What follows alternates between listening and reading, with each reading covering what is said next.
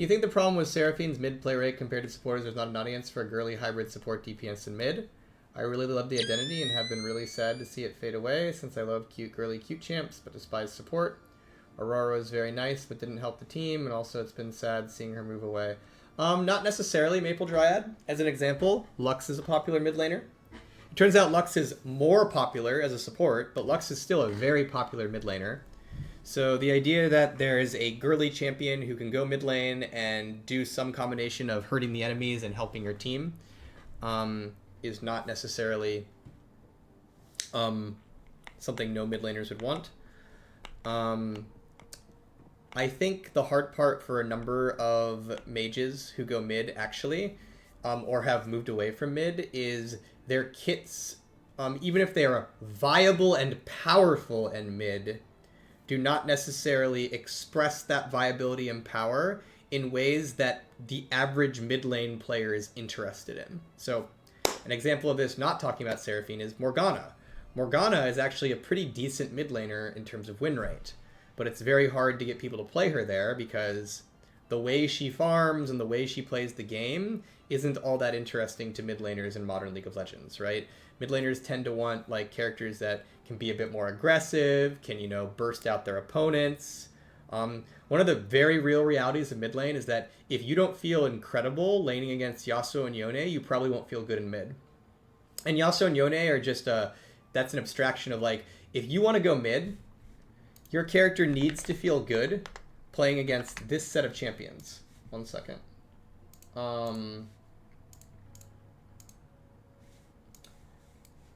Silas, Yasuo, Yone, Akali, Katarina, Zed. I'm skipping some of these other characters, but like the reason I'm doing that though is like the most popular like group of characters in mid lane in modern League of Legends, a large portion of them are mobile assassin skirmisher melee champs, right? And so one of the things your character needs to be able to do if they're going mid lane is feel like they have a decent time against those characters. It doesn't mean they need to beat them or be OP versus them, but it does mean that when you lose to like a Silas or a Yone or a Yasuo, you come out of that game being like, okay, here's what my character can do next time.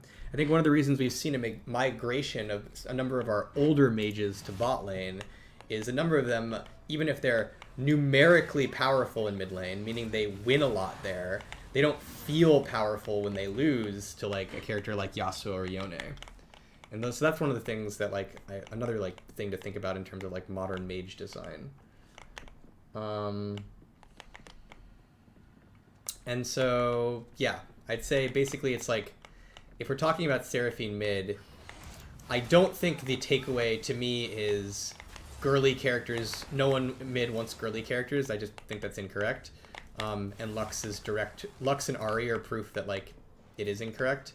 But it's more like there's certain play styles for mages in mid that mid lane players are looking for, and Seraphine I think ended up more in the Morgana style kind of mid laner, which again is viable but not necessarily the gameplay pattern mid laners are looking for.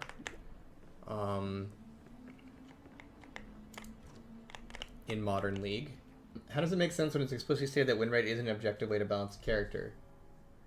So I do not believe win rate is an objective way to balance a character, in the sense that a character with a 50% win rate is not the same as a character with a 52. Sorry, two characters with 50% win rates can have very different states of balance. So one character having a 50% win rate could be grossly overpowered, Lee Sin, and another character having a 50% win rate could be grossly underpowered, Kayle, right? So the reason win rate on its own is not a great objective measure for power is because different characters are different amounts of powerful at different win rates. What win rate is good for, though, is it's a good like objective measure of power compared, like, contained to a character. And what I mean by that is, as an example, we can all agree that... No, that's the bad way to say it. That's a bad way to say it. A general idea is, like, if Kayle is 52, without a lot of like major kit changes, she's probably stronger than a Kale who's 50, as an example, right? And so, well, Kale is not the same balance level as other characters at the same win rates. A Kale compared to another Kale having a higher win rate often means she is stronger, unless of course we've done changes to like inject agents into her or something like that.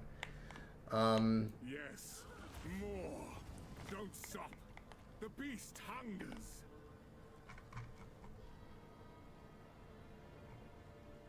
What is going on here? What is he digging up? It's just an octopus in a cage, dude. But then on top of that, one of the things about Riot's balance strategy is we have win rates that we are unwilling to balance beyond. And so as an example, we have like a high band of like around 53%, and we don't tend to let characters sit above that because we believe that any character above 53 is overpowered. It's too strong, even if they're, you know, Kale or something. I personally think those bands are too tight. I think, like, yeah, a character at 58 is probably incorrect, but I do think there's a number of characters who probably make more sense, personal opinion, make more sense at, like, legitimately 53, 54, and they're actually balanced there. But, yeah, and so win rate's not an objective measure of power, but it is a representation of power. It is something you can use to understand how strong a character is. Thoughts on Twisted Fate plus Rapid Firecannon? It's so strong as play that its kit's balanced weaker is a trade-off. Toning TF's kit down makes Rapid Fire feel mandatory. I mean, the first question to ask is Rapid Firecannon mandatory on Twisted Fate? Like, if you go to his builds, right? Rapid Firecannon doesn't seem all that mandatory. Right? Like, it's like, okay, you can buy it second, and AP is better. You can buy it third, and there's a lot of AP options that look pretty competitive with it. You can buy it fourth, but there's options that look competitive with it. And so, you know, is it good to buy Rapid Firecannon on Twisted Fate? Yes. Is it mandatory? I mean, if that's not a way you want to play the character, I don't think I don't think it's mandatory. That said, he does need to be balanced around it to some degree. I think one thing, though, is, like, how would you not balance him around it? And what I mean by that is, what I mean by how would you not balance him around it is, like, it does exactly what Twisted Fate wants, right? He has a ranged basic attack that stuns you. And it turns out an item like Rapid Firecannon is pretty good when combined with a ranged basic attack that stuns you. And on top of that, he has a passive that says attack really fast and get bonus damage, and it gives attack speed. So the thing I'm getting at is, like, we could say, like, oh, he shouldn't be able to build Rapid Firecannon because you have to balance him around it, and he doesn't like that and things like that. And I get that kind of, like, sentiment, but, like, the counterpoint I'd ask is, like, how would he not build Rapid Firecannon? That item is perfect for him. It perfectly fits his kit. It's kind of a thing where it's like, game service or lost contact with the realm. It's kind of a thing where it's like, if you have someone that works with something, it often is, like, not the best idea to special case it out, right? Like, it generally is a good idea that when an item system has, like, cool interactions, that, like, they tend to work the way you would expect. And, you know, it just depends on the item, of course. Like, obviously we special case a good deal of times, but I'm just not sure how you would stop Twisted Fate from buying Rapid Firecannon, aside from, like, special casing it out of his kit. Like, I don't know if that's a good answer to, like,